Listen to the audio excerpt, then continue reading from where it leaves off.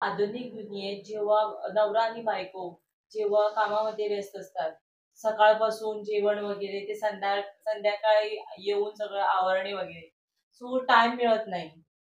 त्यांनी कधी बसायचं आणि किती वेळ? कारण पीस असतच नाही रस्त्यावर. टाईम मॅनेजमेंट इज अ हं. Solution for everything. ठीक हो, आहे.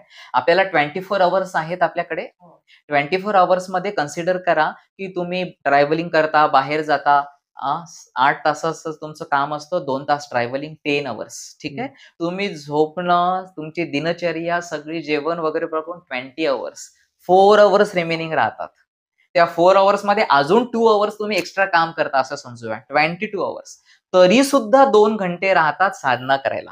तर जे म्हणजे आपण म्हणतो, की आम्ही बिझी आहोत किंवा पती-पत्नी दोघंही कार्यामध्ये बिझी आहे आणि आपल्याला वेळ नाहीये. आपल्याला वेळ आहे, आपल्याला त्याचं नियोजन करावं लागेल. जर आपण त्याच्यासाठी माझ्या सगळ्या सेशन्समध्ये पण मी सांगतो, की आपण आपला दिनचर्या जी आहे, टाईम टेबल आहे, तो टाईम टेबल वर्कआउट करायला पाहिजे. तुम्हाला निश्चितपणे तुम्हाला जो हं. फावला वेळ आहे, एक्स्ट्रा वेळ स्वतःसाठी तो मिळेल. आणि मी तुम्हाला एकच सांगतो, की प्रत्येक व्यक्तीने आताचं जे धकाधकीचं जीवन आहे, स्ट्रेस आहे, चॅलेंजेस आहेत, अ, अनेक गोष्टींच्या रिस्पॉन्सिबिलिटी आहे, लाईफस्टाईल चेंज झालंय. तर अशा वेळेस आपलं टाईम मॅनेजमेंट करून मी टाईम, मी टाईम मीन्स तिथे नवरा आणि बायको नाही, तर स्त्रीनी आपल्याला स्त्रिया खूप त्यांचं किचनपासून तर हं. ऑफिसपर्यंत सगळं सांभाळतात. तर प्रत्येक स्त्रीनी माझं असं म्हणणं आहे, की त्यांनी मी टाईम चूज करायला पाहिजे. That is my time and that time is dedicated to myself.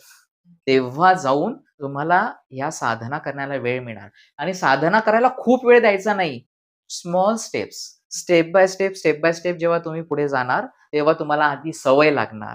त्याच्यानंतर ते हॅबिट बनणार. Then it will become your lifestyle and once it will become a lifestyle, nobody will disturb you. It will automatically